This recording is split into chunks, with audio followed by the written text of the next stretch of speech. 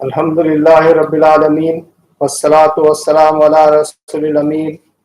محترم سامعین و ناظرین، اس اہم پروگرام میں آپ سب کا استقبال ہے۔ آپ جانتے ہیں رمضان المبارک میں آن لائن ہم نے بہت سے پروگرام شروع کیے ہیں۔ اس میں سے ایک پروگرام اتوار کو 2 بجے سے 3 بجے تک سوال و جواب کا ہے۔ آج کا پروگرام کا عنوان ہے تحریک اسلامی، فکری و نظریاتی امور، Islamic movement, intellectual and ideological issues. یہ عنوان بڑا اہم ہے ان لوگوں کے لیے جو تحریک سے وابستہ ہیں اور ان لوگوں کے لیے بھی جو تحریک کو سمجھنا چاہتے ہیں، اسلامی پرسپیکٹو میں باتوں کو سمجھنا چاہتے ہیں۔ اور بڑی خوشی ہے کہ آج کے اس پروگرام میں آپ سب کے سوال کا جواب محترم قائد تحریک سید سعادت اللہ حسینی صاحب دیں گے، اور سوال آپ کے رہیں گے، انشاءاللہ وہ جواب دیں گے۔ کچھ گزارشات میں آپ سے کرنا چاہتا ہوں۔ پہلا یہ کہ سوال آپ کا مختصر ہو اور اپنا نام ضرور اس میں لکھیں اور مقام بھی درج ہو۔ نام، پلیس اور کوشچن بڑا شارٹ ہونا چاہیے۔ دوسری بات یہ ہے کہ واٹس ایپ پر آپ سوال کر سکتے ہیں۔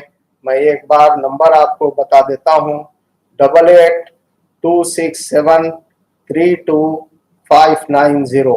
I repeat 8826732590۔ ہمیں خوشی ہے کہ ابھی سے ہمارے پاس بہت سے سوال آ گئے ہیں، تو سب سے پہلے ہم شروعات کرتے ہیں محمد جنید علی صاحب جو ستنا مدھیہ پردیش سے لکھتے ہیں۔ ان کا سوال یہ ہے، دنیا میں نظریات اور خیالات کی ایک وسیع رینج قائم ہے، ان سب کے درمیان اسلامی نظریہ کس طرح اپنا بنیادی اور عملی نقطہ نظر پیش کرتا ہے؟ میں محترم سید سعادت اللہ حسینی صاحب سے گزارش کروں گا کہ وہ جواب ارشاد فرمائیں۔ بسم اللہ الرحمن الرحیم، نحمدہ ونصلی علی رسولہ الکریم۔ محترم ناظرین، آپ سب کا اس سیشن میں استقبال ہے، اور اس سیشن میں شرکت کر کے اور آپ سے اس میڈیم کے ذریعے ملاقات کر کے مجھے بڑی خوشی ہو رہی ہے۔ اسلام یہ اللہ تبارک و تعالیٰ کا دین ہے، ڈیوائن آئیڈیالوجی ہے۔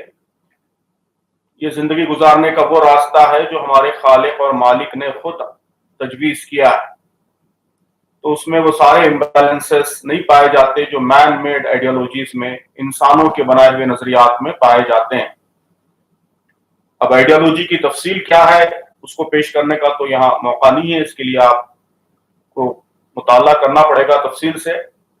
لیکن ہم یہ سمجھتے ہیں کہ اس آئیڈیالوجی کو، اس نظریے کو ہم پوری انسانیت کے سامنے صحیح طور پر پیش نہیں کر سکے، تو پیش کرنے کا طریقہ یہی ہے کہ ہم لوگوں سے ملیں، بڑے پیمانے پر انسانوں سے ربط قائم کریں، اور دل سوزی کے ساتھ، محبت کے ساتھ ان کے سامنے ان کے خالق و مالک کا یہ پیغام پہنچائیں، کمیونیکیٹ کریں، زبان سے بھی کمیونیکیٹ کریں، اور اپنے عمل سے، اپنے رویے سے اسلام کے ماننے والے اہل اسلام اس کی عملی شہادت دیں، یعنی بتائیں کہ اسلام کیا ہے، اسلام کی تعلیمات کیا ہیں، اسلام جس اعلیٰ اخلاق کی تعلیم دیتا ہے، جس طرز زندگی کی تعلیم دیتا ہے، جس لائف اسٹائل کی تعلیم دیتا ہے، اس کا ہم اپنی زندگیوں سے اس کو ڈیمانسٹریٹ کریں۔ اسی طریقے سے ہم دنیا کے سامنے اپنے نظریے کو، اپنے فکر کو پیش کر سکتے ہیں۔ دوسرا سوال شیخ ہارون صاحب بنگلور سے کر رہے ہیں۔ سوال یہ ہے، جمہوری اقدار اور حقوق کو کووڈ-19 وبائی امراض نے اس کی بنیادی حیثیت اکثریتی برادری کے ساتھ نیو نیشنلسٹ ریاست بننے کے لیے تیز رفتار ٹیکنالوجی اور جمہوری اقوام کو مسلط کرنے کی وجہ بتائی۔ ایسی صورت میں جماعت اسلامی ہند کس طرح اپنا پیغام پیش کرنے جا رہی ہے؟ اس کی سرگرمیاں بھی کیسے انجام پائیں گی؟ ٹیکنالوجی کے مثبت اور منفی پہلو ہوتے ہیں۔ ڈیجیٹل ٹیکنالوجی اس نے انسانوں کو بہت سے فائدے بھی پہنچائے ہیں، اس وقت وبا کی جو غیر معمولی صورتحال ساری دنیا میں پائی جاتی ہے، اس پیش نظر رکھتے ہوئے اس خطرے کا مقابلہ کرنے کے لیے حکومتوں کو بعض غیر معمولی اقدامات بھی کرنے پڑے ہیں۔ ہم سمجھتے ہیں کہ اس کی ضرورت تھی ان اقدامات کی۔ ان میں سے اکثر اقدامات وبا کو کنٹرول کرنے کے لیے کیے گئے ہیں۔ بے شک یہ اندیشے بھی ظاہر کیے جا رہے ہیں مختلف کارنر سے کہ اس وبا کے دوران سرویلنس کے لیے، انسانوں کو کنٹرول کرنے کے لیے اور انسانوں کی نگرانی کرنے کے لیے ٹیکنالوجی کا جس بڑے پیمانے پہ استعمال ہو رہا ہے، اور اس کے نتیجے میں حکومت کے ادارے جس قسم کے رویوں کے عادی ہو رہے ہیں، وبا کے بعد نارمل سچویشن میں بھی اگر یہ سچویشن کنٹینیو کرے گی، یہ رویے کنٹینیو کریں گے تو وہ کافی یہ چیز نقصان دہ ہوگی، انسانیت کے لیے نقصان دہ ہوگی۔ تو ہم سب کو اس کے لیے الرٹ رہنا چاہیے، اور انشاءاللہ وبا کی صورتحال جلد ختم ہوگی، اور اس کے بعد ہم کو یہ توقع رکھنی چاہیے کہ حکومتیں پھر نارمل سی جلد از جلد بحال کریں گی، اور کوئی ایسی سچویشن پیدا نہیں کریں گی جس کے نتیجے میں انسانوں کے بنیادی حقوق متاثر ہوں۔ لیکن اس کے بعد بھی نارمل حالات میں بھی اگر اسی طرح کنٹرول کرنے کی کوشش کی جائے کسی جگہ، یا انسانوں کے بنیادی حقوق کو متاثر کرنے کی کوشش کی جائے، تو اس پر آواز اٹھانی چاہیے، اور حکومتوں کو اس قسم کے غلط استعمال کی اجازت نہیں دی جانی چاہیے۔ تو ظاہر ہے کہ ابھی تو یہ بات قبل از وقت ہے، تو ابھی تو ہم کو بہتر امید رکھنی چاہیے۔ اگر خدا خواستہ ایسی کوئی خراب صورتحال پیدا ہوتی ہے تو اس کا دنیا کے سارے انسانوں کو، جمہوریت پسند، آزادی پسند انسانوں کو مل جل کر اس صورتحال کو پیدا نہیں ہونے دینا چاہیے۔ تیسرا سوال ہے فیصل رحمان صاحب تریسور کیرلا کی طرف سے۔ ہمارے حکمراں مٹھی بھر منظم اور فرقہ وارانہ طور پر زہر آلود افراد کی حمایت کے ساتھ ان کوہ پیمائی کی ایام میں بھی اپنی ہراسانی کا سلسلہ جاری رکھے ہوئے ہیں۔ ہمارا ملک تیزی سے ایک اور روہنگیا بنتا ہے۔ CAA NRC سے واپسی کا کوئی نشان نہیں۔ کیا حکمت عملی آپ نے اس پر قابو پانے کے لیے تصور کی ہے؟ پھر دیگر تمام سرگرمیاں کیوں نہیں روکتے ہیں اور صرف اس مسئلے پر توجہ دیتے ہیں؟ یہ بات یقیناً تشویشناک بھی ہے اور قابل مذمت بھی ہے کہ اس ایمرجنسی سچویشن میں بھی اور وبا کی اس انتہائی پریشان کن صورتحال کے درمیان بھی ہماری حکومت پرامن احتجاجیوں کو پریشان کرنے، ان کو ہراساں کرنے کا سلسلہ جاری رکھے ہوئے ہے۔ اس کی ہم نے مذمت کی ہے، ایک سے زیادہ بیانات دیے ہیں، کنڈیم کیا ہے اس کو، اور ہم حکومت کے اداروں کو، پولیس کو، سب کو متوجہ کر رہے ہیں کہ ان حالات میں اس طرح کے اقدامات مناسب نہیں ہیں۔ جو بد امنی اور فرقہ پرستی پیدا کرنے والے جو حقیقی عناصر ہیں ان پر قابو پانا چاہیے، ان کو کنٹرول کرنا چاہیے، اور ان کو چھوڑ کر، ان کو نظر انداز کر کے احتجاج کرنے والے یا حکومت کے اپوزیشن کے لوگوں کو اس بہانے سے ہراساں کرنے کی جو کیفیت ہے وہ بہت ہی تشویشناک ہے۔ اس پر ہم برابر اظہار خیال بھی کر رہے ہیں، حکومت کو متوجہ بھی کر رہے ہیں۔ اب یہ کہ آئندہ کیا ہوگا، تو ہم کو امید کرنی چاہیے کہ جس بڑے پیمانے پر دباؤ بنا ہے پورے ملک میں، تو اس کو سامنے رکھتے ہوئے حکومت ان CAA NRC وغیرہ کو واپس لے گی، واپس لینا چاہیے۔ نہیں لے گی تو ہم اپنا مطالبہ برابر جاری رکھیں گے اور دباؤ بنائے رکھیں گے۔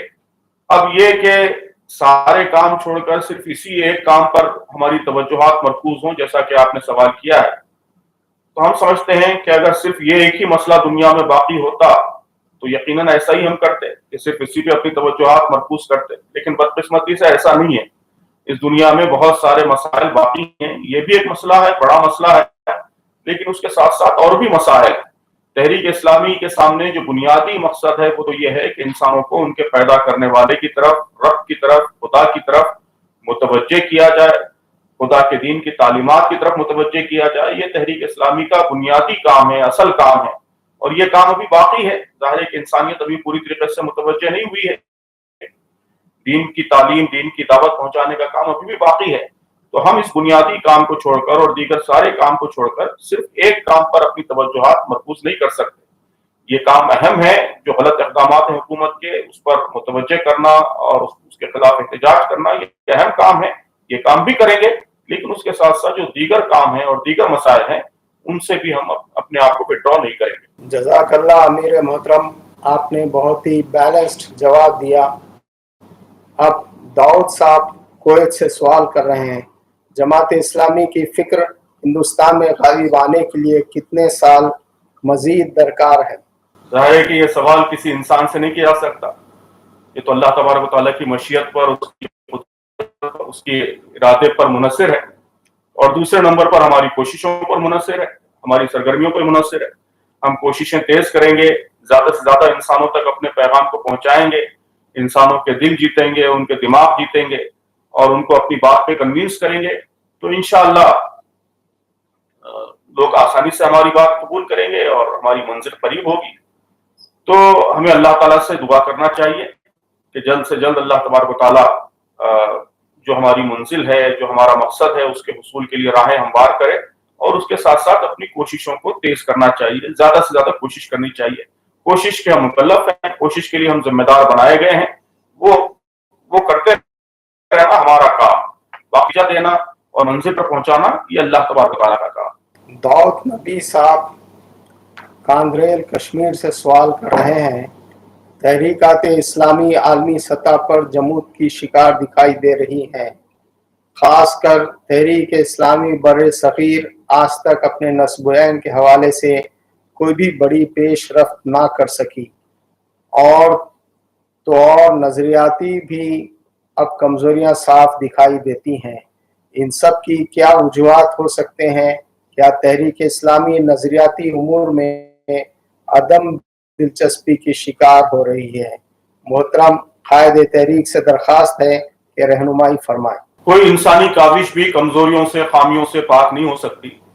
آپ نے جن کنسرنز کا اظہار فرمایا ہے، یقیناً وہ آپ کی دردمندی کی دلیل ہے کہ آپ تحریک اسلامی اور اس کی کوششوں کو لے کر فکر مند ہیں، درد مند ہیں۔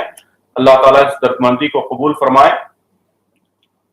لیکن میرا خیال یہ ہے کہ یہ کہنا کہ تحریک اسلامی کو کوئی کامیابی نہیں ملی ہے یا دنیا بھر میں وہ جمود کا شکار ہو گئی ہیں، میرے خیال میں یہ صحیح تجزیہ نہیں ہے۔ تحریکات اسلامی دنیا بھر میں بہت سرگرم ہیں، بلکہ اس وقت دنیا کی سرگرم ترین جو تحریکات ہو سکتی ہیں، تو میں سمجھتا ہوں کہ اس میں سے ایک تحریک اسلامی ہے۔ اب ظاہر ہے کہ اس کی جدوجہد کے ایک پڑاؤ میں، ایک مرحلے میں طرح طرح کی آزمائشوں کا، مشکلات کا اس کو سامنا ہے، یہ بھی نیچرل ہے، فطری ہے۔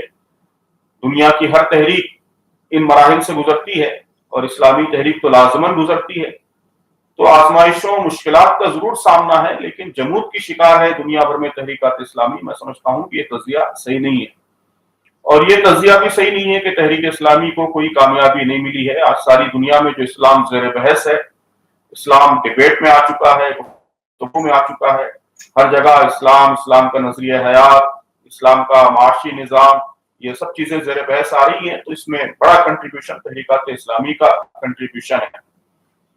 ہمارے ملک میں بھی،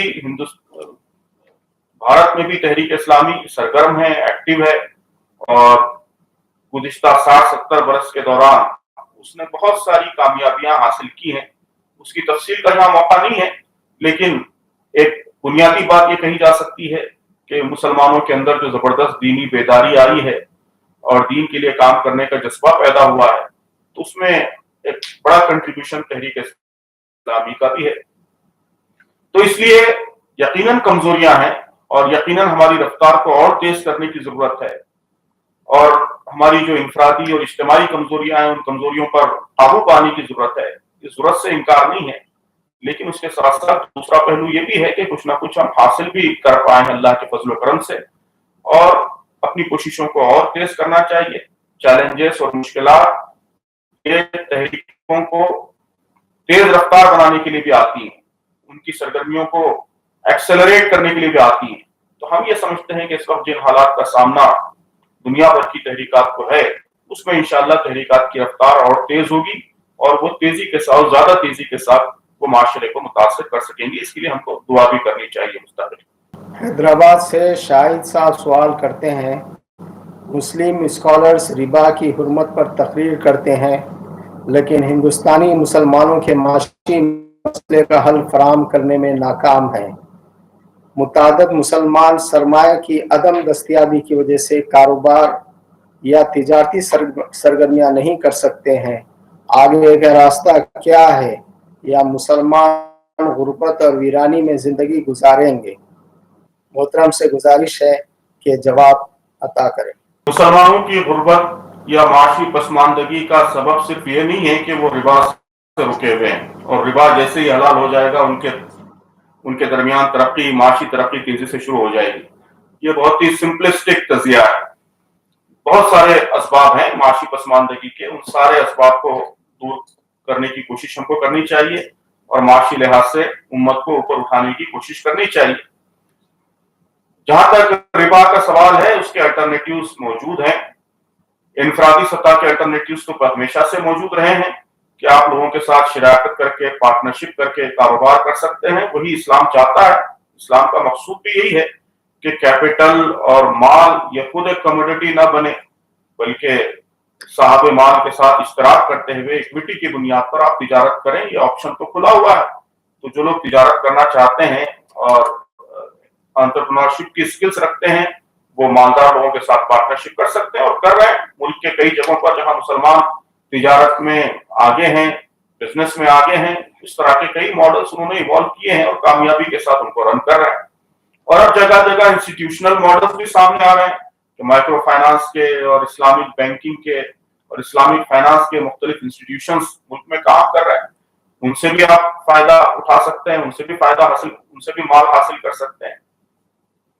اور اس کی کوشش بھی ہو رہی ہے برابر کہ ملک میں ہماری اسلامک بینکنگ کی بھی اجازت ملے، انٹرسٹ فری بینکنگ کی بھی اجازت ملے۔ کئی تحریکات اس کے لیے کام کر رہی ہیں۔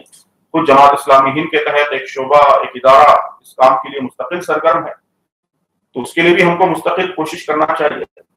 تو ربا کے الٹرنیٹیو جس حد تک بھی ممکن ہے ایک غیر اسلامی نظام میں، غیر اسلامی سسٹم میں، وہ ایوالو کرنے کی کوششیں ہو رہی ہیں اور کافی الٹرنیٹیوز موجود ہیں۔ لیکن مسلمانوں کی معاشی پسماندگی کا واحد سبب صرف ربا سے دور رہنا نہیں ہے، بلکہ اور بھی اسباب ہیں۔ ان اسباب پر بھی توجہ دینے کی ضرورت ہے۔ سب سے بنیادی چیز انٹرپرینورشپ اسکلز پیدا کرنے کی ضرورت ہے۔ تو الحمدللہ جماعت نے اس میقات میں خصوصی شعبہ اس مقصد کے لیے قائم کیا ہے۔ وہ پورے ملک میں یہی کام کر رہا ہے کہ ہمارے نوجوانوں کو انٹرپرینورشپ کی ٹریننگ دی جائے، اسکلز پیدا کی جائیں، ان کو ایوینیوز دکھائے جائیں اور ان کو معاشی لحاظ سے مضبوط کرنے کی کوشش کی جائے۔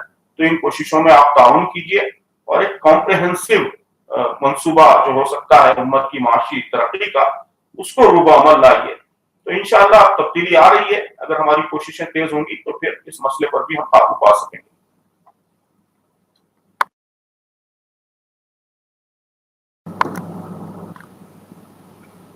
شمیم احمد صاحب گنٹور سے لکھتے ہیں، دعوت GIH جماعت اسلامی ہند کی پالیسی فہرست میں سر فہرست ہے۔ کیا آپ نہیں سوچتے کہ جماعت اسلامی ہند دعوت کے بارے میں منظم اور عقلی انداز کے ساتھ اور ہندوستان میں دعوت تربیتی مراکز کے قیام کے لیے ہندوستان میں سرشار ڈیڈیکیٹڈ صلاحیتوں کا ایک مضبوط تالاب بنانے میں بری طرح ناکام ہو گئی ہے؟ اگرچہ توقع کی جا رہی ہے کہ جماعت اسلامی ہند دعوت کا مرکز ہوگا، لیکن دعوت کے آزاد کارکنان اپنی شناخت بڑھا رہے ہیں۔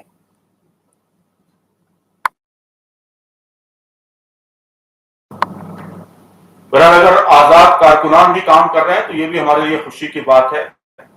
جماعت اسلامی ہند ہمیشہ یہی بات کہتی رہی ہے کہ ہم کو سارے کام صرف جماعت کے کارکنان کے ذریعے، جماعت کے پلیٹ فارم کے ذریعے کرانا نہیں ہے، پوری امت کو اس کام میں لگانا ہے۔ تو امت کے کچھ طبقات، کچھ نوجوان اس کام کے لیے آگے آ رہے ہیں تو ہم سمجھتے ہیں کہ یہ بھی خوشی کی بات ہے، اس کا ہم استقبال کرتے ہیں۔ کام ہونا چاہیے اور اس کے لیے تحریک فراہم ہونی چاہیے، پہلی بات۔ دوسری بات یہ ہے کہ دعوت دین کا کام یہ صرف پریچنگ کا کام نہیں ہے۔ یہ ہم اسلامی دعوت کا جو مزاج ہے اس کو ہمیں سمجھنا چاہیے کہ دعوت دین کا کام صرف پریچنگ تک محدود نہیں ہے۔ یعنی اگر کچھ کارکنان جا کے لیکچرز دے رہے ہیں یا کتابیں تقسیم کر رہے ہیں یا سیمینار کر رہے ہیں تو وہی دعوت کا کام کر رہے ہیں، یہ صحیح نہیں ہے۔ دعوت دین کا جو اسلام تصور دیتا ہے وہ ایک بہت ہی کمپریہنسو تصور ہے हमारे कारकुनान, हमारे अरकान कारकुनान सोसाइटी में रहते हैं, हमारे बिरादरान वतन से रब्त व ज़ब्त रखते हैं, उनसे ताल्लुकात बनाए रखते हैं, उनकी खुशी गमी में काम आते हैं, उनके साथ अच्छे रिश्ते इस्तवार रखते हैं और अपने अमल के जरिए दीन कम्युनिकेट करते हैं, दीन की शहादत देते हैं, अपने इनफरादी रवैयों से दीन क्या है ये बताते हैं, अपने इज्तिमाई रवैयों से दीन क्या है बताते हैं। हमारे माइक्रो फाइनेंस के इदारे हैं तो बताते हैं कि इस्लाम का माशी सिस्टम क्या है। हमारे स्कूल्स हैं तो वो बताते हैं कि इस्लाम किस तरह की तालीम अपने बच्चों को देना चाहता है। हमारी मसाजिद हैं तो वो बताती हैं कि इस्लाम में इबादत का निज़ाम क्या है। हमारे फैमिली काउंसलिंग सेंटर्स हैं तो उससे ये मालूम होता है कि इस्लाम की आईली तालीमात क्या है।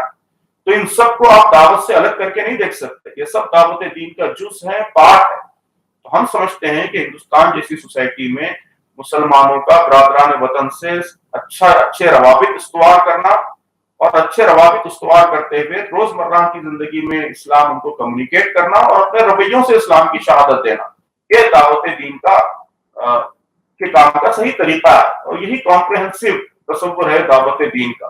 तो इस पहलू से आप देखेंगे तो आपको महसूस होगा कि पूरी जमात और जमात के सारे कारकुनान किसी न किसी का दर्जे में इस्लाम के पैगाम को आम करने में लगे हुए हैं। यकीनन इन कोशिशों को और तेज करने की जरूरत है, उसकी तरफ हम बराबर मुतवज्जे कर रहे हैं। लेकिन जो बात आपने कही है कि बुरी तरह नाकाम है, तो मैं उस तजिए से इत्तेफाक नहीं करता। अल्हम्दुलिल्लाह हमारे कारकुनान डायरेक्ट इनडायरेक्ट दोनों तरीकों से इस्लाम के पैगाम को कम्युनिकेट कर रहे हैं। मैं आप हजरात को ये याद दिला दूं कि आप अपने सवालात इस फ़ोन नंबर पर रवाना करें 8826732590। आपके सवाल के साथ आपका नाम और मुकाम भी हो और सवाल मुख्तसर करें तो बेहतर है। अब जो सवाल इत्तेफाक से मेरे पास आया है उसमें नाम और मुकाम दर्ज नहीं है। हिंदुस्तान में ज़ात पात की तहरीक के साथ जमात इस्लामी हिंद का क्या मौक़िफ़ है? क्या जमात के पास हिंदुस्तान में ज़ात पात के पास कोई नजरियाती तौर मौजूद है? टूल मौजूद है। We have the ideological tool and it is very strong tool, rather we believe it is the strongest tool. कि इस्लाम की जो तालीम है, जमात इस्लामी हिंद आप जानते हैं कि इस्लाम में बिलीफ रखती है, तो इस्लाम की तालीमात ये ज़ात पात की तफरीक, नस्ल की तफरीक, इन सब के खात्मे का मौसर तरीन टूल है। ये लॉजिकली भी समझ में आता है और हिस्टोरिकली भी ये बात साबित शुदा है कि इस्लाम जितना कामयाब रहा है नस्ली तफरीक, रेशियल डिस्क्रिमिनेशन और कास्ट डिस्क्रिमिनेशन को ख़त्म करने में, शायद ही दुनिया का कोई नजरिया इतना कामयाब रहा हो। तो इस्लाम की तालीमात ये बहुत ही स्ट्रॉन्ग टूल हम इसे समझते हैं कि इसके जरिए ज़ात पात की तफरीक ख़त्म हो सकती है। इस्लाम ये सारे इंसानों की मसावात में यकीन रखता है। सारे इंसान आदम और हवा की औलाद हैं, इस लिहाज से उनके दरमियान बरादरी का, ब्रदरहुड का रिश्ता है। वो एक दूसरे के भाई हैं, बराबर हैं, उनके दरमियान किसी किस्म की कोई ऊंच नीच, कोई तफरीक नहीं है। तो इसी नजरिए को, इसी फिक्र को हम सारी इंसानियत के सामने पेश करते हैं। तो इस मुल्क में जो ज़ात पात की तफरीक पाई जाती है, हम उसके खिलाफ हैं। ज़ाहिर है इस्लाम उसके खिलाफ है, बुनियादी तौर पर हम भी खिलाफ हैं और हम चाहते हैं कि ये ज़ात पात का निज़ाम, ज़ात पात की तफरीक ये ख़त्म हो और सारे इंसान आपस में भाई भाई बनकर रहें। लेकिन उसके साथ साथ ये बात भी वाज़ेह कर देना ज़रूरी है कि हमारा जो मौक़िफ़ है, हमारा जो नुक़्ता नज़र है, वो इंसानों के दरमियान किसी भी किस्म की तफरीक का कायल नहीं है। ज़ात पात की तफरीक के खिलाफ एक दूसरी कास्ट मूवमेंट खड़ी करना या कुछ मखसूस कास्ट के खिलाफ तहरीक चलाना, ये इस्लाम के उसूलों के खिलाफ है। हम सारे इंसानों को बराबर समझते हैं, वो चाहे छोटी जात का हो, चाहे बड़ी जात का हो, सो कॉल्ड छोटी जात या बड़ी जात, वो किसी भी जात का हो, वो अल्लाह का बंदा है, आदम और हव्वा का बेटा है। इस लिहाज से वो सब बराबर है। तो बराबरी की तहरीक, इक्वालिटी की तहरीक ये चलनी चाहिए, इसमें हम यकीन रखते हैं। कास्ट वार या मुख्तलिफ जातों के दरमियान कशमकश, कन्फ्लिक्ट, ये सही नहीं है, बल्कि मसावात और हकीकी माने में इक्वालिटी, इसके फरोग के लिए हम सबको मिलकर काम करना चाहिए। तो ये फर्क मलूज रखते हुए हम ज़ात पात की तफरीक को ख़त्म करने और इंसानों के दरमियान बराबरी पैदा करने के लिए पहले भी कोशा रहे, आइंदा भी इंशाल्लाह कोशा रहेंगे। जी, अगला सवाल अलीगढ़ मुस्लिम यूनिवर्सिटी से मोहम्मद आलम साहब ने किया है।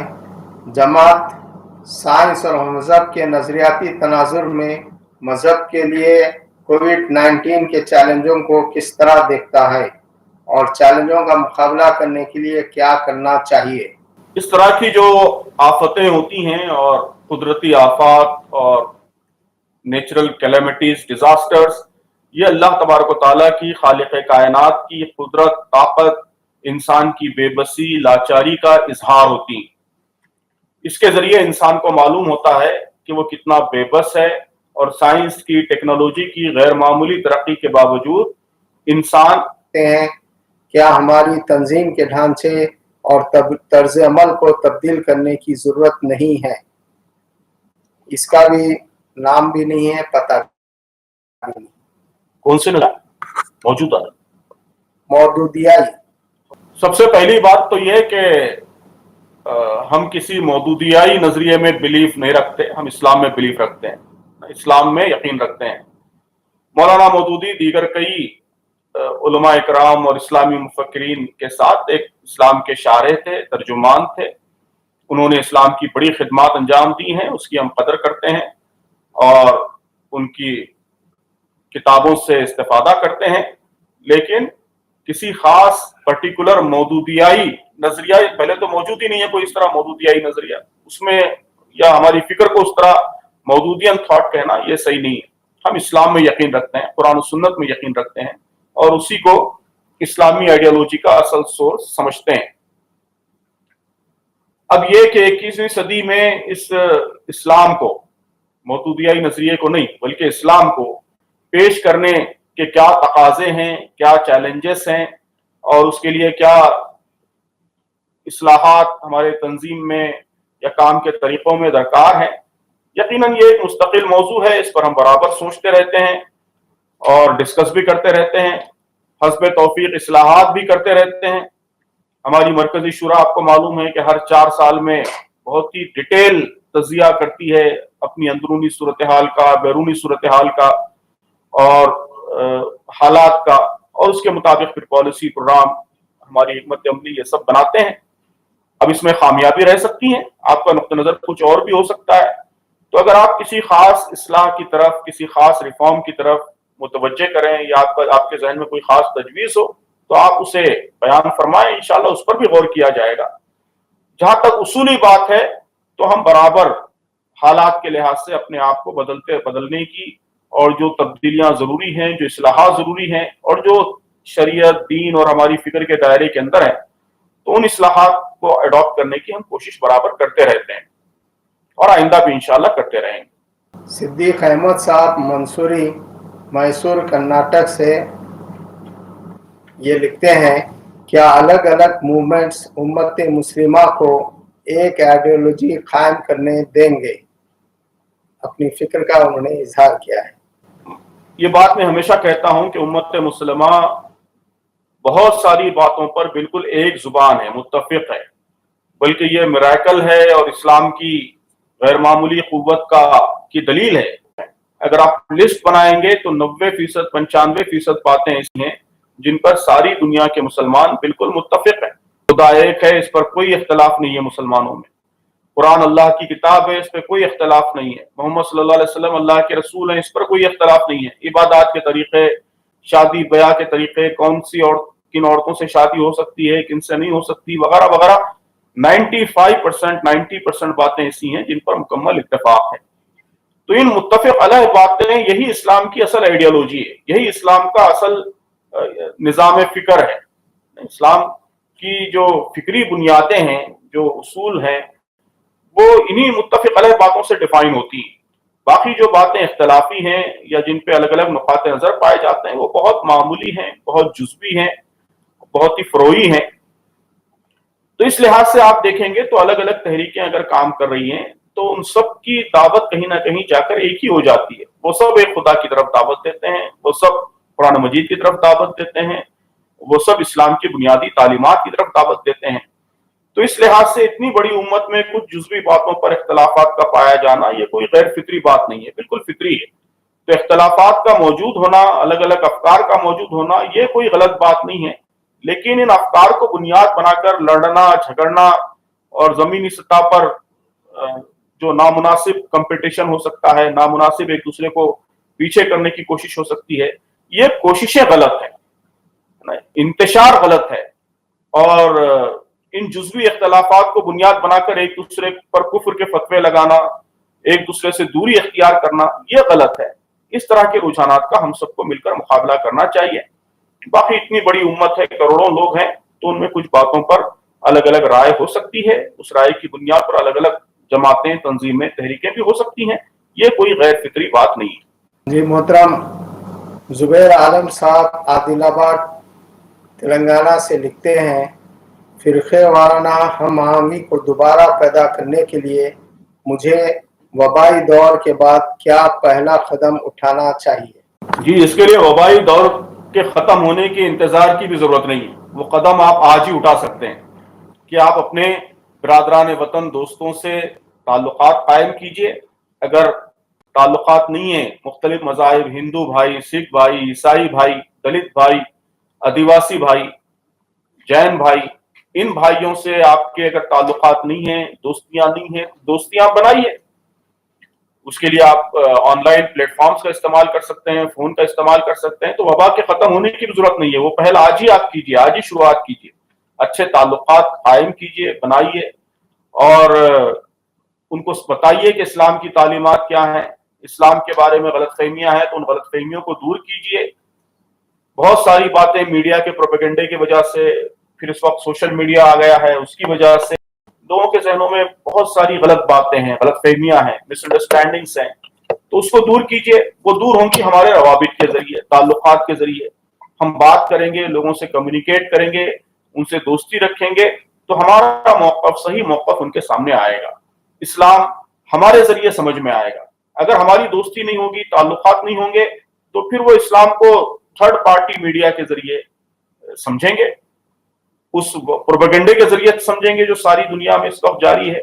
ظاہر ہے کہ وہ اس کے نتیجے میں اسلام سے بیزارگی پیدا ہوگی، نفرت پیدا ہوگی۔ تو ہماری کوشش یہ ہونی چاہیے کہ اس ملک کے ہمارے بھائیوں کو، ہندو، سکھ، عیسائی بھائیوں کو اسلام ہمارے ذریعے سمجھ میں آئے، ہم ان کو بتائیں کہ اسلام کیا ہے، اسلام کی تعلیمات کیا ہے، ہمارے قول سے بھی، یعنی ہماری زبان سے بھی ہم سمجھائیں، اور ہمارے عمل سے بھی سمجھائیں، ہمارا عمل ان کو بتلائے کہ اسلام کیا ہے، اسلام کی تعلیمات کیا ہے۔ اس وبا کے دوران آپ نے دیکھا کہ ملک میں بہت سے چھوٹے بڑے مسلم گروپوں نے اور انڈیویجولز نے بڑی غیر معمولی خدمات انجام دی ہیں انسانیت کی، لوگوں کی تجہیز و تکفین میں مدد کی، انتم سنسکار میں مدد کی، غریبوں کو کھانا کھلایا، ان کے مسائل حل کیے، تو لوگوں کو معلوم ہوا کہ اسلام کا کنسرن کیا ہے، اسلام کس طرح انسانیت دوست دین ہے، کس طرح وہ مذہب کی تفریق کے بغیر سارے انسانوں کے مسائل حل کرنے میں دلچسپی رکھتا ہے۔ تو یہ بات لوگوں کو کمیونیکیٹ بھی سمجھ میں آئی۔ تو اس طرح اگر ہم اپنے عملی رویوں سے اور اپنی زبان سے اسلام کی صحیح بات کمیونیکیٹ کریں گے، صحیح میسج کمیونیکیٹ کریں گے، ان کی غلط فہمیوں کو دور کریں گے، ہمیں لوگوں کے دلوں کو جیتنا، دماغوں کو جیتنا، دونوں کام ہم کو کرنا ہے۔ دماغوں کو بھی جیتنا ہے، جو دلیل کے ذریعے، کمیونیکیشن کے ذریعے صحیح بات پہنچا کر ہو سکتا ہے، اور دلوں کو بھی جیتنا ہے، جو ان کی خدمت کے ذریعے، ان کے کام آ کر، ان کے زخموں پر مرہم رکھ کر اور ان سے قربت پیدا کر کے ہو سکتا ہے۔ تو دماغوں کو جیتنے اور دلوں کو جیتنے کی مہم ہم کو چلانی ہوگی۔ اس مہم کے ذریعے ہی فرقہ پرستی کا خاتمہ ہو سکتا ہے۔ یہ جتنے بڑے لیول پر ہوگی، اتنی آسانی سے اور اتنی تیزی سے فرقہ پرستی کے خاتمے میں ہم رول پلے کر سکتے ہیں۔ تو اس کے لیے کام آپ فوری شروع کر سکتے ہیں، آج ہی شروع کیجیے۔ تو ہمیں اسلام کے پیغام کو پہنچانے کے لیے انتظار کرنے کی ضرورت نہیں ہے۔ ایک اور سوال آیا ہے، نظام صاحب نے سوال کیا ہے، مقام شاید لکھنا بھول گئے، اقامت دین کے اصول کیا ہیں؟ غیر مسلم کی کیا حیثیت ہوگی؟ کیا انہیں حقوق دینی یا شرعی اسمبلی کے منظور کردہ کسی قانون یا قواعد کے خلاف احتجاج کرنے کا حق حاصل ہوگا؟ کیا کسی غیر مسلم کو وزیر اعظم یا وزیر اعلیٰ بننے کا حق حاصل ہوگا؟ بہرحال یہ سوالات اس وقت ہمارے حالات سے غیر متعلق ہیں، جہاں اسلامی حکومت ہے، مسلمانوں کی حکومت ہے، وہاں کے لیے سوالات ہیں۔ बुनियादी उसूली जवाब उसका यही है कि इस्लाम में और इस्लामी हुकूमत में गैर मुस्लिमों के सारे हुकूक तस्लीम किए गए हैं, उनको बहुत ज़्यादा मैक्सिमम फ्रीडम दी गई है। अब उसकी तफसीलात का यहाँ मौका नहीं है, वो आप किताबों में देख लीजिए। जहां तक हमारे मुल्क का सवाल है, हमारे मुल्क में जो इस वक्त बुनियादी क्वेश्चन हमारे सामने दरपेश है वो ये है कि हम इस मुल्क के इंसानों तक खुदा के पैगाम को पहुंचाएं और इस्लाम का अपने जुबान से, अपने अमल से इस्लाम की शहादत दें, इस्लाम का नमूना पेश करें। ये इस वक्त हमारे सामने असल चैलेंज दरपेश है। ये काम इस वक्त हमको करना है, इसलिए कि हम एक रूरल सोसाइटी में रहते हैं, एक ऐसी सोसाइटी में रहते हैं जहां 80-85% आबादी सिरे से इस्लाम में यकीन ही नहीं रखती। ये सारे सवाल तो अभी हमारे लिए अबलज वक्त है, इर्रेलेवेंट है। तो अभी इस वक्त हमको ज्यादा से ज्यादा इस बात की फिक्र करनी चाहिए कि कैसे हम इस 85% आबादी को इस्लाम बता सकते हैं, इस्लाम के बारे में उनकी गलतफहमियां दूर कर सकते हैं, और जो मुसलमान हैं वो कैसे ज्यादा से ज्यादा इस्लाम के पाबंद हो सकते हैं और अपने अमल से इस्लाम का अमली नमूना पेश कर सकते हैं। इसके तरीकों पर और इससे मुताल्लिक उलझनों पर इस वक्त हमको गौर करना चाहिए और उस पर अपनी तवज्जुहात को मरकूज करना चाहिए। जी मोहतरम, अगला सवाल ये है, जनाब शारिक अब्दुल्ला साहब ने मधुबनी से किया है, जनाब इस्लामी स्कॉलर्स और मुस्लिम कम्युनिटी के माबैन मवासिलात के फ़र्क को कम करने के लिए आप क्या इक़दाम उठा रहे हैं? क्या आपका कोई मंसूबा है कि मुख्तलिफ फ़क़ीह उलमाए किराम को एक जगह जमा करें और इस्लाम का हकीकी पैगाम इंसानियत को पहुँचाएँ? मुस्लिम अवाम और इस्लामी स्कॉलर्स के दरमियान गैप, मेरे ख्याल में ये इतना बड़ा मसला है, पहले इस पर ये खुद एक बहस तलब बात है कि मुस्लिम अवाम या अवाम के दरमियान और उलमा के दरमियान, इस्लामी स्कॉलर्स के दरमियान कोई गैप पाया जाता है। हम समझते हैं कि उलमा तो मुस्लिम अवाम के दरमियान है, मुस्लिम अवाम आज भी उलमा पर बहुत ज़्यादा एतमाद करती है, हर मस्जिद में उलमा इकराम मौजूद हैं और बराबर अवाम के साथ वो ज़ेर रब्त हैं, अवाम के कंटेक्ट में है। जहां तक जमात इस्लामी हिंद का ताल्लुक है, आप देख रहे हैं कि बराबर हम सारे कम्युनिकेशन चैनल्स को इस्तेमाल करते हुए अवाम से रब्त बनाने की कोशिश कर रहे हैं। हमारे कारकुनान पूरे मुल्क में फैले हुए हैं, उस तरह अवाम से रब्त बना हुआ है। फिर कम्युनिकेशन के जो चैनल्स भी हमारे कंट्रोल में हैं, सोशल मीडिया वगैरह, उसके जरिए अवाम की तरबियत, उनको एजुकेट करने, सही मसाइल से उनको वाकिफ कराने की कोशिशें बराबर जारी हैं। आपके सवाल का एक पहलू ये भी महसूस हो रहा है कि मुख्तलिफ मकातिब फिक्र के उलमा को एक जगह कैसे लाया जा सकता है।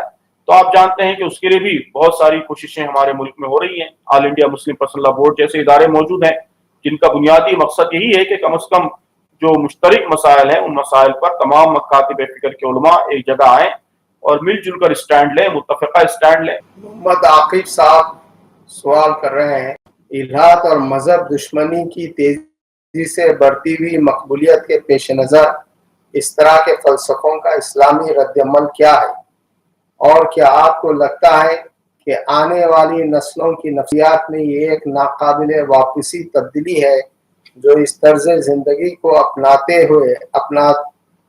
हुए हैं, और इसे लगता है कि इंसानी खुद मुख्तारी और ख्वाहिश सबसे बालातर है? तो बहरहाल दुनिया में दोनों ट्रेंड्स बैक वक्त चल रहे हैं। स्टडीज से यही मालूम होता है कि दोनों ट्रेंड्स बैक वक्त चल रहे हैं। एक तरफ इंसानियत खुदा की तरफ लौट भी रही है, डिसेकुलराइजेशन के खुदा पर यकीन बढ़ रहा है, मजहब की तरफ वापसी हो रही है। खास तौर पर जो नौजवान नस्ल है, सारी दुनिया में, दुनिया के मुख्तलिफ ममालिक की स्टडीज मौजूद हैं कि उसमें अब तेजी से मजहब और मजहबी एतकादात, रिलीजियस बिलीफ्स, उसको अडॉप्ट करने का रुझान बढ़ रहा है। ये ट्रेंड भी चल रहा है और उसके साथ साथ यकीनन ये ट्रेंड भी है कई मुल्कों में कि बहुत से दीनी मजहबी घरानों में पैदा होने वाले लोग वो इल्हाद की तरफ और खुदा बेजारी की तरफ भी मायल हो रहे हैं। अब जाहिर है कि ये बड़ा तफसील तलब मौजू है कि उसके असबाब क्या हैं, उसके रीजंस क्या हैं। बहुत सारे असबाब हैं, उन असबाब का हमको तफसील से तज्जिया करना होगा और उसका तदारुक करने की हर मुमकिन कोशिश करनी होगी। एक बेसिक बात तो यह है कि खुदा के वजूद के सिलसिले में लॉजिकल जो रीजनिंग है उसको और ज़्यादा इनरिच करने की ज़रूरत है। हमारे अकाबिर ने, इस्लामी फ़लसफ़ियों ने जो कुछ लिटरेचर छोड़ा है आज से 30 साल, 40 साल, 50 साल पहले के हालात के लिहाज से अब जदीद तकाज़ों के मुताबिक और जो बहुत से नए सवालात उभरे हैं उनको सामने रखते हुए और नया लिटरेचर तैयार करने की और खुदा के वजूद पर और मजहब की सदाकत पर और मजबूत दलाइल फराहम करने की मुस्तकिल कोशिश जरूरी है। इस कोशिश की तरफ भी लोग मुतवज्जे हैं, हम भी बराबर तवज्जे कर रहे हैं और कोशिश कर रहे हैं कि इस तरह का नया लिटरेचर आए। हमारे पढ़े लिखे नौजवानों को भी इस महाज को संभालना चाहिए, आगे बढ़ना चाहिए और कोशिश करनी चाहिए कि हमारा ये लिटरेचर और इनरिच हो। तो बुनियादी एक जो करने का काम है वो ये है, इल्मी काम। दूसरा जो मसला है उसके बहुत से समाजी नफ्सियाती असबाब हैं। इल्हाद की वापसी या खुदा बेजारी या दीन से बेजारी के बहुत से नफ्सियाती और समाजी असबाब हैं। हमारी बास गलतियां उसके लिए जिम्मेदार हैं, बास गलत रवैये जिम्मेदार हैं, बास सोशल फैक्टर्स जिम्मेदार हैं। अब जाहिर है कि इस मुख्तसर जवाब में उन सब के तज्जिए का इस वक्त मौका नहीं है, लेकिन इस बात की भी यकीनन जरूरत है कि ऐसे जो रवैये, हमारे गलत रवैये जो लोगों को दीन से बेजार करने का सबब बन सकते हैं, उसका भी संजीदा इंट्रोस्पेक्शन होना चाहिए, एहतसाब होना चाहिए, जायजा होना चाहिए और गलत रवैयों की इस्लाह की तरफ भी हमको मुतवज्जे होना चाहिए। अब इस पर किसी और वक्त तफसील से बात हो सकती है कि वो रवैये क्या हैं और उसके लिए किस तरह की इस्लाह जरूरी है। हमारी बहन डॉक्टर समीना फ़हीम हाशमी साहबा लिखती हैं, इस पेंडेमिक के आगे की सूरत हाल क्या होगी?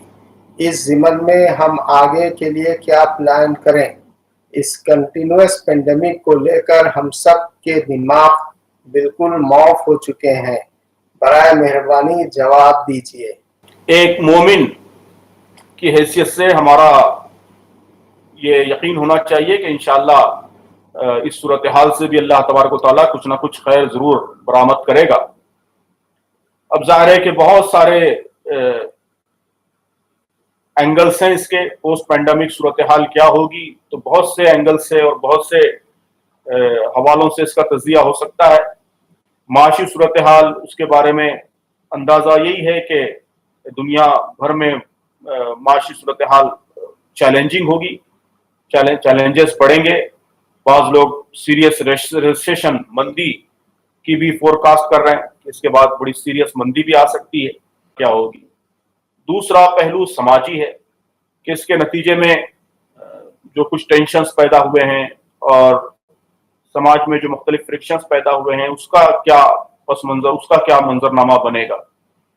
और तीसरा अहम पहलू है जिस पर अभी मैंने एक और सवाल के जवाब में इशारा किया है, वो ये कि हुकूमतों का रवैया क्या होगा और कैसे हुकूमतें बिहेव करेंगी। जिस किस्म का गैर मामूली कंट्रोल अवाम पर सारी दुनिया की हुकूमतों ने किया है इस पेंडेमिक के दौरान, जो सर्वेलेंस किया है, ये कहीं मुस्तकिल ट्रेंड ना बन जाए, उसके नतीजे में लोगों की आज़ादियां मुस्तकिल तौर पर महदूद ना हो जाएं, ये अंदेशे भी लोगों को लाहक हैं।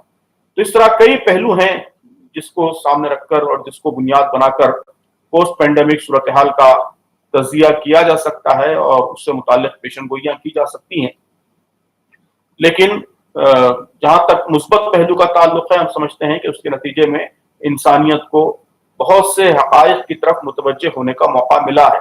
मैंने अपनी एक तकरीर में उस पर बहुत ही तफसील से इशारा किया है कि बहुत सारे ऐसे हक़ाइक़ जिन पर पर्दा पड़ा हुआ था और जो इंसानियत की निगाहों से ओझल थे, जिस पर मुतवज्जे होने का मौका नहीं मिल पा रहा था, इस पैंडेमिक ने उस पर मुतवज्जे होने का मौका फराहम किया है। तो तहरीक इस्लामी के कारकुन होने की हैसियत से हमारी जिम्मेदारी यह है कि इसके जो मुस्बत पहलू हैं उसकी तरफ हम इंसानियत को मुतवज्जे करें और जो इस पेंडेमिक से लेसन्स मिले हैं उन लेसन्स की तरफ मुतवज्जे करें, उसके लिए तहरीक चलाएं, इंसानों के ज़मीर को बेदार करें, उसको झंझोड़ें और इससे हासिल होने वाले लेसन्स की तरफ इंसानियत को मुतवज्जे करें। और जो इसके खतरात हो सकते हैं, नुकसानदेह पहलू हो सकते हैं, 3 अहम पहलुओं की तरफ मैंने इशारा किया, इकोनॉमिक, समाजी और हुकूमतों का पहलू। उसके सिलसिले में मुमकिन एहतियाती तदाबीर हमको इख्तियार करनी चाहिए। उन एहतियाती तदाबीर की तरफ हुकूमतों को भी मुतवज्जे करना चाहिए। मिसाल के तौर पर इस बात की तरफ दुनिया के बहुत से लोग मुतवज्जे कर रहे हैं, बराबर तवज्जे दिला रहे हैं कि हुकूमतों को इस सूरत हाल के बाद अपनी नॉर्मल सिचुएशन पर फौरी वापस आना चाहिए। इंसानों की आज़ादियों को महदूद करने की इस रुझान को आगे कंटिन्यू नहीं करना चाहिए। हमें भी इस आवाज़ को मजबूत बनाना चाहिए और हुकूमतों को ऐसा नहीं करने देना चाहिए। इस तरह जो इसके नुकसानदेह पहलू हैं और जो निगेटिव इसके इम्पैक्ट्स हो सकते हैं, उन इम्पैक्ट से बचाने के लिए हमको रोल प्ले करना चाहिए। तो मुख्तसर ये कि इसके दोनों पॉजिटिव एंड निगेटिव पहलू हैं। हमारी कोशिश ये होनी चाहिए कि पॉजिटिव पहलूज बाकी रहें, तक़वियत पाएं, और जो निगेटिव पहलू हैं उनसे इंसानियत को बचाया जाए। डॉक्टर मोहम्मद समीउल जमा साहब हैदराबाद तेलंगाना से लिखते हैं, लोग कहते हैं कि जमात इस्लामी जमहूरियत और सेकुलरिज्म के तहफ़्फ़ुज़ के काम में लगी है और इकामत दीन के असल काम से दूर हो गई है। आपका क्या जवाब है? जमात इस्लामी हिंद उन जमहूरी कदरों के तहफ़्फ़ुज़ की कोशिश करती है जो इस्लाम का भी हिस्सा है, इस्लाम की तालीमात का जुज़ है, पार्ट है। इंसानों को आज़ादी मिले, ये इस्लाम भी चाहता है। इंसानों की बात सुनी जाए, ये इस्लाम भी चाहता है। इंसानों के साथ जुल्म न किया जाए, ये इस्लाम भी चाहता है। तो जमहूरी हुकूक या बेसिक डेमोक्रेटिक राइट्स का एक बड़ा हिस्सा वो है जो ऐन इस्लाम की तालीमात का जुज़ है, पार्ट है, हिस्सा है। तो उन्हीं हुकूक के तहफ़्फ़ुज़ की जमात भी बात करती है। तो ये इस्लाम से मुतज़ाद कोई बात नहीं है, इस्लाम से हटके कोई बात नहीं है, ऐन इस्लाम की तालीमात ही का तकाजा है। उसी तरह सेकुलरिज्म का जो मफहूम हमारे मुल्क में राइज है वो ये है कि तमाम मज़ाहिब का एहतराम किया जाए और लोगों को किसी मजहब को कबूल करने के सिलसिले में जबर न किया जाए, जबरदस्ती अपना मजहब किसी पर थोपा ना जाए, किसी पर मुसल्लत न किया जाए। ये हमारे मुल्क में सेकुलरिज्म का मतलब लिया जाता रहा है। हमारे कोर्ट्स ने मुताद्दिद दफा इसकी यहाँ तशरीह की है कि हमारे मुल्क में सेकुलरिज्म का मतलब मजहब की नफी नहीं है, मजहब का निगेशन नहीं है, बल्कि मजहब के मामले में जबर की नफी है। तो ये भी ऐन इस्लाम की तालीम ही का हिस्सा है। तो जमात जमहूरी कदरों और सेकुलर कदरों में से उन कदरों के तहफ़्फ़ुज़ की बात करती है जो इस्लाम की तालीम का भी हिस्सा है, जुज़ है, पार्ट है, और उसके साथ साथ दावत दीन की बात करती है। असल काम तो दावत दीन का काम है, मुसलमानों की इस्लाह का काम है, मुसलमानों को दीन पर अमल की तरफ मुतवज्जे करने का काम है, ये ऐन इकामत दीन का काम है। तो इसलिए पहली चीज तो ये है कि जमात का जो असल बुनियादी काम है वो इकामत दीन ही का काम है, उसी की तरफ वो मुतवज्जे। कदरों की भी जो बात जमात करती है तो वो कदरें हैं जो इस्लाम और जमहूरियत में मुश्तरक है। अभी सिर्फ 5 मिनट बचे हैं, सवालात तो हमारे पास हैं। पहले एक सवाल कर लेते हैं। मोहम्मद नौमान साहब हैदराबाद से लिखते हैं, क्या इकामत दीन दावत दीन की मंजिल है या अलग से कोई करने का काम है? जी, इकामत दीन का मतलब यह है कि दीन जिंदगी के तमाम हिस्सों में आ जाए, है ना। लोगों की इनफरादी इज्तिमाई जिंदगी सब कुछ अल्लाह की तालीमात के मुताबिक हो जाए, ये इकामत दीन का मतलब है। तो जाहिर है कि दावत दीन ही के जरिए मुमकिन है। अंबियाई तरीक़ेकार भी यही है। जमात के दस्तूर में बहुत साफ साफ लिखा हुआ है, क्लियर लिखा हुआ है कि हम ये काम किसी ऐसे तरीके से नहीं करेंगे जिसके नतीजे में फसाद फिलर्स पैदा होता हो या तबकाती कशमकश पैदा होती हो या कोई और शॉर्टकट रास्ता साजिशी तरीका इख्तियार करते हुए हम ये काम नहीं करेंगे, बल्कि हम लोगों के सामने दीन की तालीमात पहुंचाएंगे, इस्लाम का पैगाम पहुंचाएंगे, लोग उसको पसंद करेंगे, कबूल करेंगे, लोगों को बात समझ में आएगी, तो उसके नतीजे में उनकी जिंदगियां बदलेंगी और उनकी जिंदगियां दीन के मुताबिक इस्तवार होंगी। इसी तरह इकामत दीन होगा। तो यही हमारी स्कीम है और ये स्कीम हमने इख्तियार की है अपनी पसंद से, ऐसा नहीं है। ये इस्लाम की तालीम, इस्लाम का पैगाम यही है, इस्लाम की हिदायत यही है कि दावत दीन के जरिए लोगों के दिलों को बदलकर और लोगों के दिमागों को बदलकर ही उनकी जिंदगियों में दीन लाया जा सकता है। अंबिया अलैहिस्सलाम ने भी यही इसी तरह काम किया है। इस्लाम बुनियादी तौर पर, इस्लाम की बुनियाद अकीदे पर है। अकीदा किसी का आप जबरदस्ती नहीं बदल सकते, आप लोगों के सामने अपनी बात पहुंचा सकते हैं। आदमी का अकीदा तो वो वही होगा जो वो खुद जिसको दुरुस्त समझता है। तो इस लिहाज से ये काम मुमकिन है सिर्फ दावत के जरिए, लोगों तक अपने पैगाम को पहुंचाने के जरिए ही। तो इकामत दीन की जो मंजिल है वो तो दावत दीन के काम के जरिए लोगों तक अपने पैगाम को पहुंचाकर कम्युनिकेट करके ही हासिल की जा सकती है। एक आखिरी सवाल पूछ लेते हैं। हारून साहब वरंगल तेलंगाना से लिखते हैं, ये मुशाहिदा किया जाता है कि इस्लामी तहरीक के हुसूल में कैडर मजीद मैकेनिकल होता जा रहा है और उसमें रूहानियत की कमी है। इस मुश्किल को कैसे दूर किया जाए? बहरहाल रूहानियत तो कोई ऐसी चीज नहीं है जो नजर आए या जिसके बारे में कोई फैसला किया जा सके। وہ تو انسان کا اپنا ذاتی طور پر تجزیہ کر کے اپنا احتساب کر کے جج کرنے کی بات ہے کہ میرے اندر اللہ سے تعلق پایا جاتا ہے نہیں پایا جاتا، اخلاص پایا جاتا ہے نہیں پایا جاتا۔ تو ایک ایک فرد کو اپنے طور پر جائزہ لے کر دیکھنا چاہیے۔ اگر آپ کا یہ احساس ہے کسی بھی وجہ سے کہ ہمارے اندر روحانیت کم ہو رہی ہے تو ہم کو اس کو بڑھانے کی طرف متوجہ ہونا چاہیے۔ کسی مرحلے پر بھی ہم یہ ایسی کیفیات ہیں کہ اس کے سلسلے میں ہم کسی مرحلے میں بھی مطمئن نہیں ہو سکتے، مطمئن ہونا بھی نہیں چاہیے۔ اس کی کوئی منزل نہیں ہے، ہمیشہ زیادہ سے زیادہ کی جستجو ہماری رہنی چاہیے، اپنے آپ کو امپروو کرنے کی، اپنے آپ کو بہتر بنانے کی، اپنی کیفیات کو بہتر بنانے کی کوشش مستقل ہوتے رہنا چاہیے۔ تو اس احساس کا پایا جانا میرے خیال میں یہ خود ایک مبارک بات ہے، اچھی بات ہے کہ ہمارے اندر یہ احساس پایا جاتا ہے کہ ہم کو روحانی لحاظ سے اور ترقی کرنے کی، اپنے آپ کو اور بہتر بنانے کی ضرورت ہے۔ تو یہ احساس انشاءاللہ خود اس کے لیے موٹیویٹ کرے گا، ہم اس کے لیے اور کوشش کریں اور جدوجہد کریں، جدوجہد کرتے رہیں اور اپنے اللہ سے تعلق اور اخلاص وغیرہ کو مستحکم مضبوط بنانے کی کوشش کریں۔ میں اللہ تعالیٰ کا شکر بجا لاتا ہوں کہ اس نے ایک بہت اچھے پروگرام کو آرگنائز کرنے کا موقع عنایت فرمایا، جہاں پر تحریک اسلامی فکری و نظریاتی امور کے سلسلے میں سوال و جواب کا سلسلہ رہا۔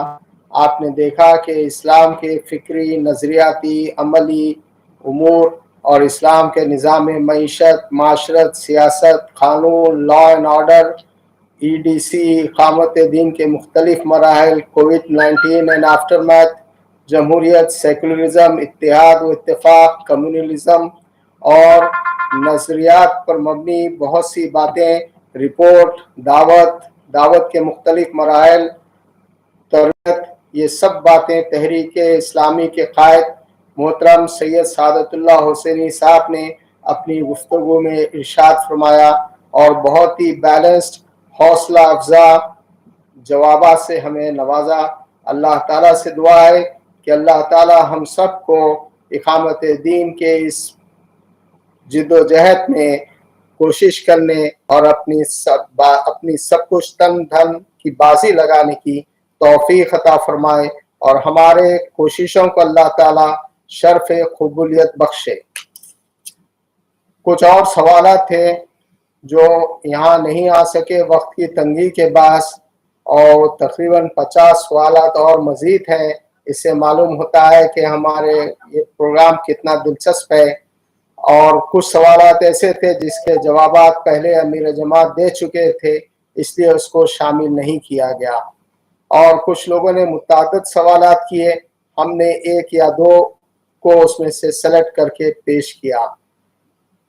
انشاءاللہ سوال و جواب کا سلسلہ قائم رہ سکتا ہے، آپ امیر محترم سے شخصی طور پر بھی کانٹیکٹ کر سکتے ہیں، اور ہمارا جو میگزین ہے زندگی نو، اس میں بھی آپ کے رسائل و مسائل کے سلسلے میں جوابات دیے جاتے ہیں۔